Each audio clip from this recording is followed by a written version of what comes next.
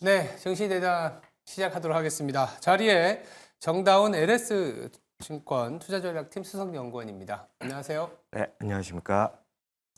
간밤에도 미 증시는 물론 다우는 하락했지만 S&P와 나스닥은 신고가를 보여줬습니다. 어제 우리 증시도 좀 뭐 그래도 오르긴 했습니다만 장중에 변동성도 좀 있었고 2,800 돌파를 위한 힘겨운 싸움이 지속되고 있는데 7월의 증시 실적 시즌도 앞두고 있어서 우리가 좀 낙관론에 봐야 될지 아니면 조금 역시 국장은 힘들다 이렇게 봐야 될지 어디에 초점을 맞춰봐야 될까요?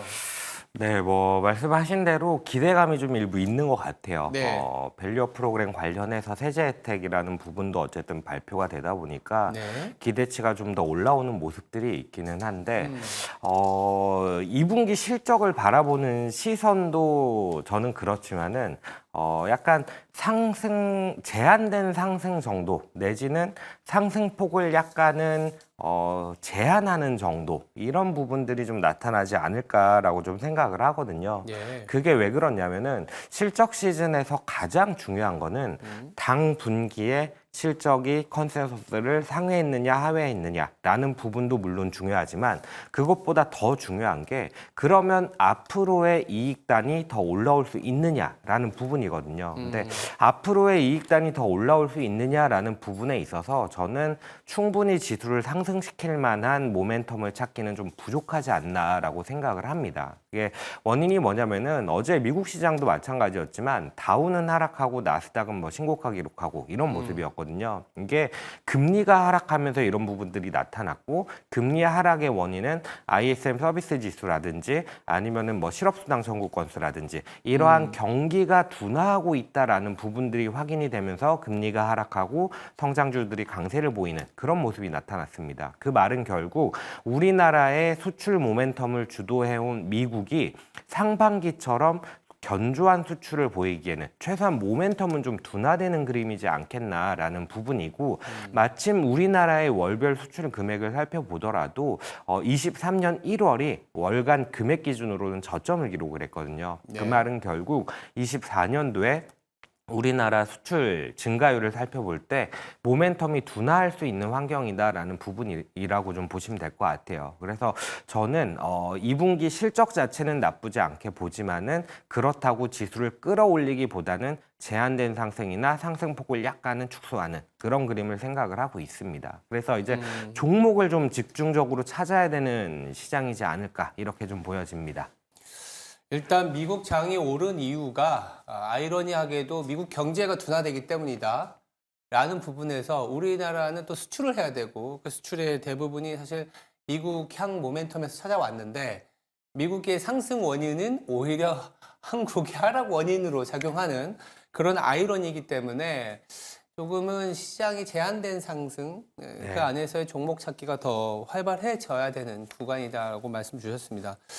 그러면 이제 종목 찾기의 기준은 결국 실적일 텐데 2분기 실적 시즌 분위기가 나쁘지 않을 것 같은데 최근에 레포트를 보면 좀 약간 제한적인 낙관 이걸 어떻게 풀어서 우리가 대응을 해야 될까요? 네, 앞에서 언뜻 말씀을 드렸지만은 네. 제한적인 낙관이다. 일단 낙관이라고 말씀을 드린 이유는 2분기 실적이 컨센서스를 좀 상회할 가능성이 있어 보인다라는 것 때문이고 그럼에도 불구하고 제한됐다라고 말씀을 드렸던 부분은 하반기 실적에 대한 개선 기대를 끌어올리기에는 약간은 부족해 보인다라는 부분 때문이라고 보시면 될 것 같습니다. 우선 2분기 실적이 컨센을 좀 상회할 것 같다라고 얘기를 드리는 이유는 거의 매주 말씀을 드렸지만은 네. 이익 컨센서스가 꾸준히 좀 상승하는 그림을 보이고 있습니다.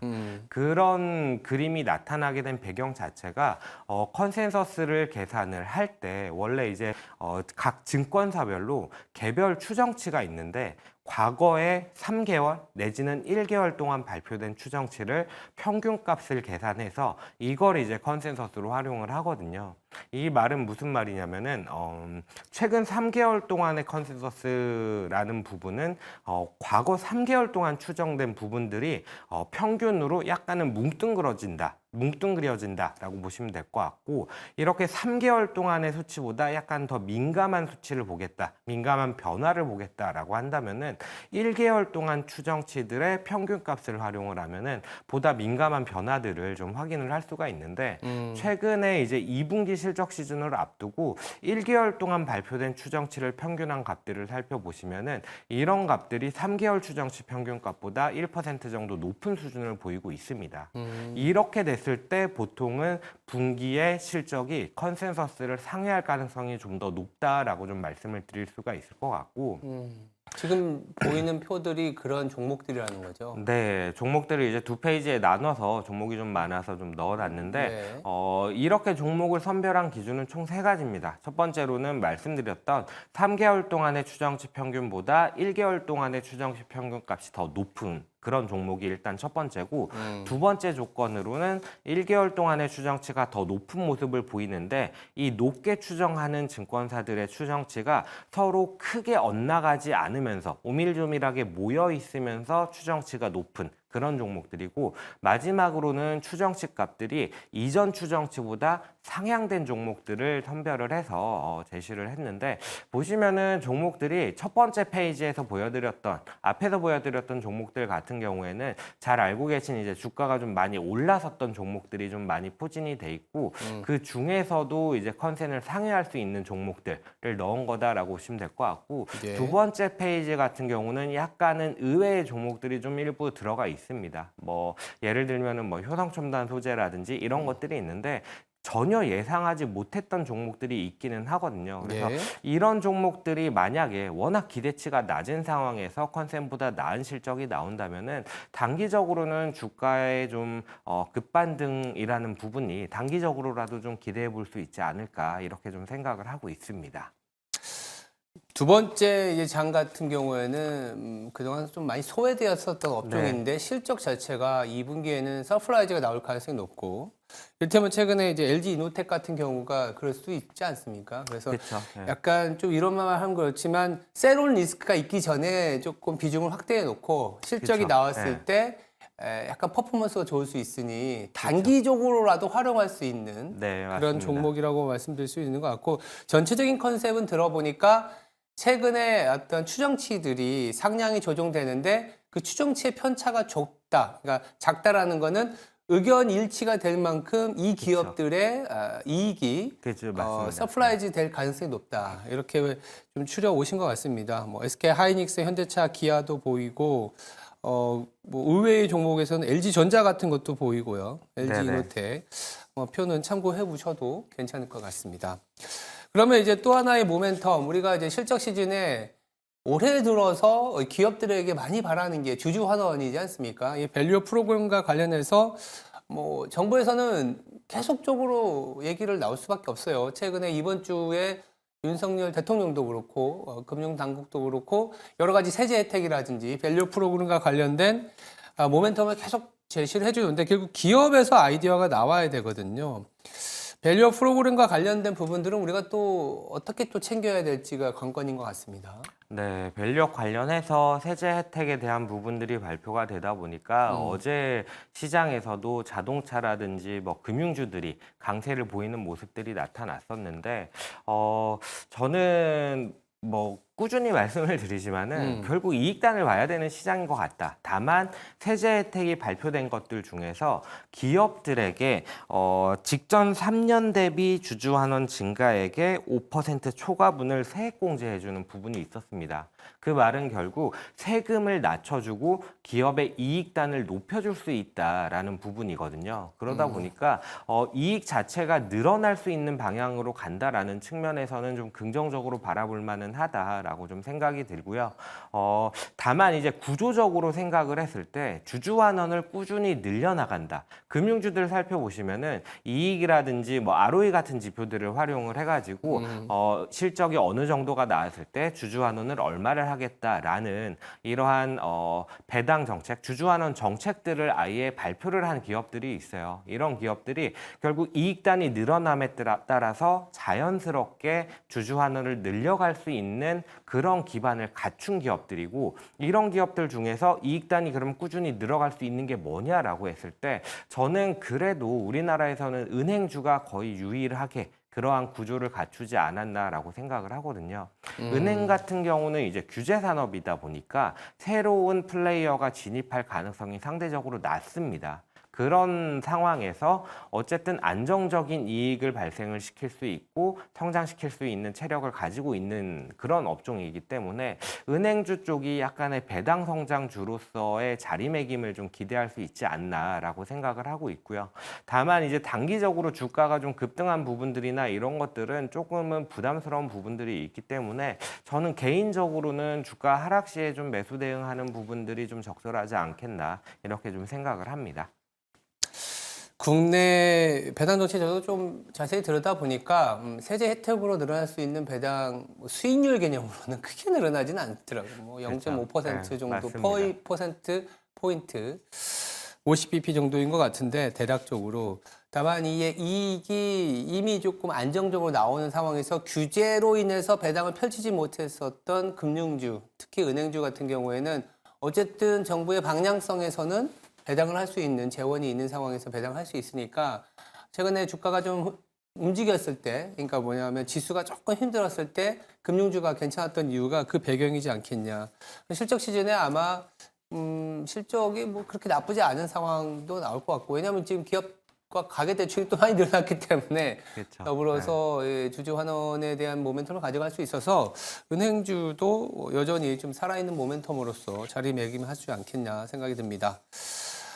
이제 실적 시즌에 뭐 대장은 반도체이기 때문에 내일 뭐 아마 잠정 실적이 나오지 않습니까? 네네. 삼성전자 잠정 실적도 나오고 미국이 AI 반도체가 조금 흔들리는 것 같더니 간밤에 또 엔비디아가 강한 상승을 보여주니까 역시 미국이다라고 얘기할 수밖에 없는데 우리나라 반도체 조금은 약간 미국하고 좀 다른 모습이긴 한데요. 엔비디아가 올랐으니까 오늘은 좀 괜찮을 수 있을 것 같은데 반도체 업종 좀 자세히 좀 들여다볼 필요가 있을 것 같습니다. 어떻게 봐야 될까요? 그렇죠. 사실 미국 시장에 투자를 하는 기관 투자자들의 가장 큰 관심은 AI를 비롯해서 소수 종목에 쏠려 있는 이게 확산되느냐 주도주들이 아니냐? 확산이 되느냐 아니냐. 이게 사실은 제일 중요한 부분이고 이걸 어떻게 좀 대응을 하느냐에 따라서 수익률이 갈리는 모습들이 나타나거든요. 그래서 네. 저 역시도 그런 부분들이 사실 많이 고민이긴 합니다. 특히나 이제 최근에 주가 움직임들을 살펴보면은 이러한 빅테크, AI 관련주들 이런 것들에 대한 가격이나 밸류 부담 때문에 다른 쪽으로 움직이려는 모습들이 나타나고는 있어요. 다만 이제 그 강도가 약간은 약한 모습이라서 그래서 저도 항상 좀 고민을 하고 있는데 제가 최근 시장을 보면서 가장 중요한 게 뭐냐라고 했을 때 예. 한 가지 느끼는 부분은 기대치다라고 좀 말씀을 드리고 있어요. 예. 어떤 거냐면은 마이크론 같은 경우는 실적이 충분히 잘 나왔음에도 불구하고 차분기 가이던스가 컨센서스를 소폭 미달했고 더 좋아지는 모습을 못 보였다라는 이유로 주가가 좀 조정을 받는 모습을 보였는데 반대로 이제 얼마 전에 2분기 차량 인도 대수를 발표한 테슬라 같은 경우는 컨센서스를 한 5,000대 정도 상회하는 수준에 머물렀음에도 불구하고 기대치가 없는 상황이었거든요. 그러다 보니까 주가가 이렇게 급등하면서 ESS라든지 이러한 친환경 테마까지 붙을 수 있는 그런 부분들이 있었다라고 보여지기 때문에 저는 단기적으로 2분기 실적 시즌만 놓고 본다라고 한다면은 이러한 소외받았던 기대치가 낮았던 종목들 중에서 약간의 다크호스가 출현을 할 수 있는 환경이지 않을까라고 생각을 하고요. 다만 이제 8월에 엔비디아가 실적을 발표할 거고 거기에 더불어서 9월이 되면은 애플이 AI가 탑재된 아이폰 16을 출시를 하게 됩니다. 그러다 보면은 역시나 AI 밖에는 성장을 뚜렷하게 하는 게 없지 않나라는 인식을 심어줄 것 같은데 그 배경은 앞에서 말씀을 드렸던 둔화하고 있는 수요라는 부분이 가장 큰 원인이지 않나 이렇게 좀 생각을 하고 있습니다. 3분기를 7, 8, 9로 나눠서 보면은 7월은 반도체도 좋지만 앞서 말씀하신 것처럼 최근에 테슬라라든지 그동안에 좀 소외되거나 기대치가 낮았던 네. 업종들에서 의외의 퍼포먼스가 그래서 아까 앞서 약간 그 종목 선정에서 LG전자나 이렇게 얘기 들었던 네네. 그 부분들을 봐야 되는데 그럼 7월은 어떻게 보면 순환매가 되면서 시장이 가는 거고 8월, 9월 넘어가면 그러니까 3분기 후반에 갔을 때는 결국 또 AI가 끌어왔다. 엔비디아라든지 애플의 AI 폰에 대한 기대를 가져가는 그런 시장으로 활용하자 정도로 정리할 수 있을 것 같습니다. 그렇다면 마지막으로 우리가 또 다음 주 시장에 대한 부분들을 오늘부터 좀 정리를 해봐야 될 텐데 다음 주에는 우리나라 뭐 금통위도 있고 더불어서 미국의 CPI가 또 나오는 부분들이 있기 때문에 시장이 뭐 기대하는 부분도 있고 약간 변동성도 생길 것 같거든요. 어떤 전략으로 우리가 접근을 해야 될지 궁금합니다. 네, CPI가 당연히 뭐 중요하기는 하겠지만은 네. 간밤에 발표된 이제 FOMC 의사록도 살펴보면은 인플레이션 둔화라는 부분이 확실히 좀 나타나고 있다라는 얘기들을 좀 언급을 하고 있어요. 그래서 CPI 자체에 대해서는 저는 인플레이션 자체는 이제 시장에 미치는 영향력은 꾸준히 좀 줄어드는 그림이 이어지지 않을까라고 좀 생각을 하고 있고요. 네. 그렇다라고 봤을 때 주가가 올라선 상황에서 무언가 소수 종목을 중심으로 또 주가가 올라선 상황이라고 한다면은 결국 뭐 계속 말씀을 드리지만은 이익단에 대한 부분이 가장 중요하지 않나. 이익 모멘텀에 대한 부분이 실적 시즌이고 하다 보니까 제일 중요한 요인이지 않을까라고 생각을 하거든요. 네. 거기에 더불어서 좀 말씀을 드릴 부분은 최근 시장을 살펴보면은 가치주냐 성장주냐라는 부분보다도 이익단에 대한 부분이 훨씬 더 중요하다라는 건데 지난주였나? 이제 바이든과 트럼프의 TV 토론회가 토론회. 있으면서 트럼프의 당선 확률이 좀 높다라는 평가 때문에 미국 채금리가 급등하는 모습을 보였어요. 근데 네. 그 와중에도 삼성바이오로직스가 CMO 계약 체결을 좀 공시를 하면서 이 부분이 긍정적으로 좀 주가에 반영이 되고 주가가 급등하는 모습을 보였거든요. 이렇게 좀 밸류가 비싼 종목이라 할지라도 이익단에 대해서 낙관을 할 수 있다라고 한다면은 그것과 관련 없이 주가는 좀 충분히 반영을 한다라는 인식이거든요. 그러다 보니까 저는 이익단에 대한 부분이 가장 중요한 시장이지 않을까 좀 이렇게 생각을 하고 있습니다.